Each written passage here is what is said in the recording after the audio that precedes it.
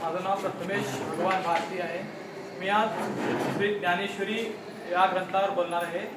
त्या ग्रंथावर बोलण्याची तेवढी माझी खरं तर माझं तेवढं वय नाही, पण मी प्रयत्न करेन। काही जर चुकेल तर मला क्षमा करावी। या ग्रंथाचे लेखक श्री संत ज्ञानेश्वर आहेत। त्यामध्ये एकूण 18 अध्याय असून श्लोकांची संख्या 700 आणि त्यामध्ये ओव्यांची संख्या ही 9000च्या पुढे आहे। ते एक धार्मिक ग्रंथ असून त्याला भगवत दीपिका असे सुद्धा म्हणतात। नामा मने ग्रंथ श्रेष्ठ ज्ञानेश्वरी एकतरी ओवी अनुभवावी। ओम नमो अद्या वेद प्रतिपपाध्या जय जय स्वसभेद्यात कृपा। याच एका ओवीतून तयार झाला मराठी लोकांसाठी वरदान असणारा एक अद्भुत ग्रंथ, ज्या ग्रंथापासून मराठी लोक अनेक वर्षे वंचित होते।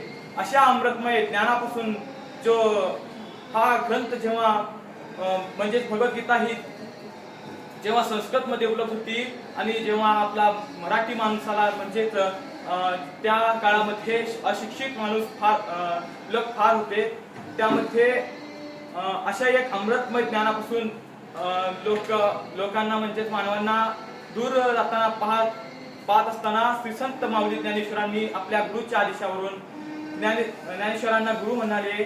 ज्ञान देवा तोची इतके करावे, आमचे इतके ऐकावे असे म्हणतात। श्री संत माऊली ज्ञानेश्वरांनी अवघ्या वयाच्या 16व्या वर्षी श्री माऊली ज्ञानेश्वरीची रचना केली। अशा या माऊली ज्ञानेश्वरीमध्ये असे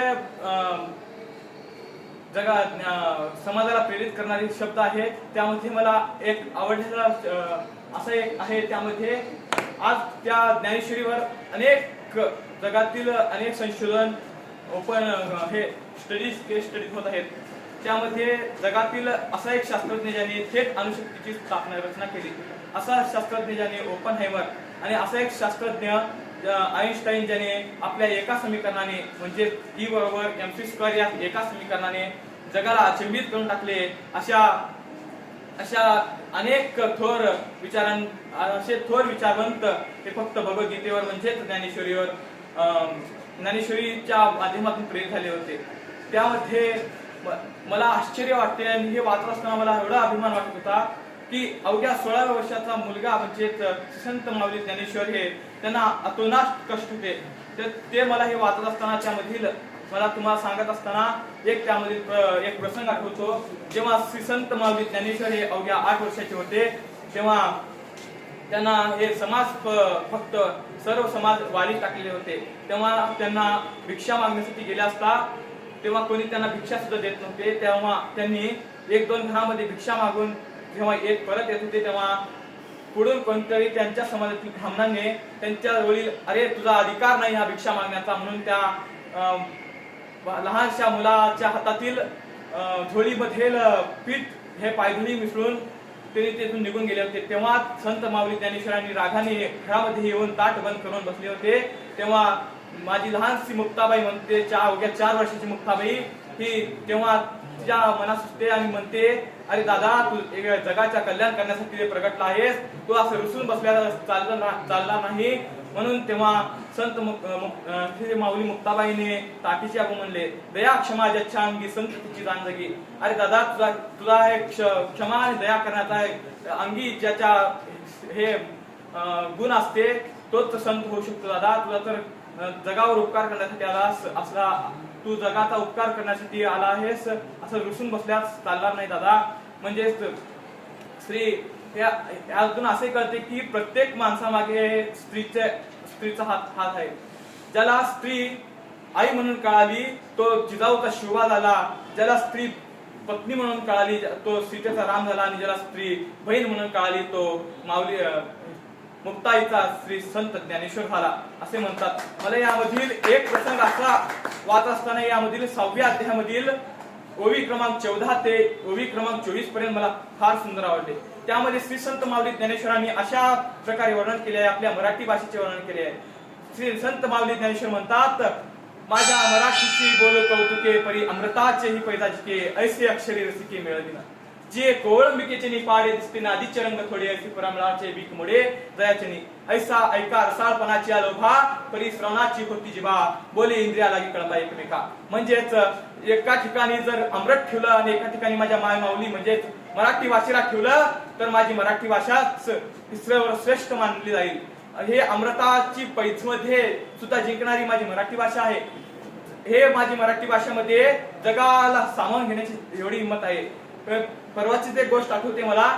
परवाची एक गोष्ट त्यामध्ये एक ऑलिम्पिक खेळाडू त्याचं नाव ऑलिम्पिक अनु थापर नावाचे ऑलिम्पिक खेळाडू त्यामध्ये त्यांनी एक पदक मिळवलं होतं. त्यांना तेव्हा विचारण्यात आले की तुम्ही एवढी चिकाटी आत्मविश्वास कुठून आणला. तेव्हा ती हसत म्हणाल्या की मी सतत एक भगवद्गीतेमधील दुसऱ्या अध्यायामधील श्लोक क्रमांक 24 हे आठवण करीत होते. त्यामध्ये श्रीकृष्ण अर्जुनाला म्हणतात, अरे अर्जुना तुझा हे ध्येय फक्त कर्म करण्याचा आहे.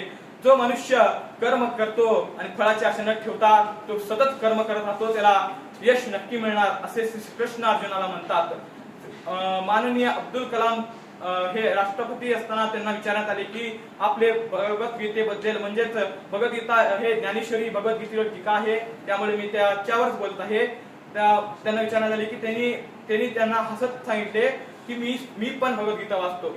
त्यांनी ह्या ग्रंथाला फक्त धार्मिक ग्रंथ न मानता हा ग्रंथ हा मानवी जीवनाला प्रोत्साहित करणारा जीवनामध्ये एक झान असल्याप्रमाणे हा ग्रंथ आहे असे श्री डॉक्टर एपीजे अब्दुल कलाम माननीय डॉक्टर एपीजे अब्दुल कलामांनी लोकांना सांगितले. या प्रकारे आपणास कळून येते की त्यामध्ये श्लोक आहे कर्मण्येवाधिकार असते कर्मण्येवाधिकार असते मा फलेषु कदाचने मा फले माहेतर्भू सर्वभूतेषु सर्वदा. यामध्ये आता सांगितल्याप्रमाणे अनेक श्लोक आहे. यदा यदा हि धर्मस्य ग्लानिर्भवति भारत अभ्युत्थानमधर्मस्य तदात्मानं सृजाम्यहम् परित्राणाय साधुनाथ विनाशाय चतुर्दश धर्म संस्थापनाय संभवामि युगे. श्रीकृष्ण अर्जुनाला म्हणतात, अरे अर्जुना जेव्हा या पृथ्वी तलावर हे हानी होते धर्माची हानी होते तेव्हा मी अवतरित होऊन त्या अधर्माचा नाश करीन आणि संत जो मनुष्य हा चांगल्या प्रवृत्तीचा आहे त्याचा बचाव करीन. मला आता यातून एवढंच सांगायचं आहे की ह्या मराठी भाषेमध्ये जे ग्रंथ लिहिलेला आहे त्यामध्ये एकूण 9000 ओव्यांचा समावेश आहे.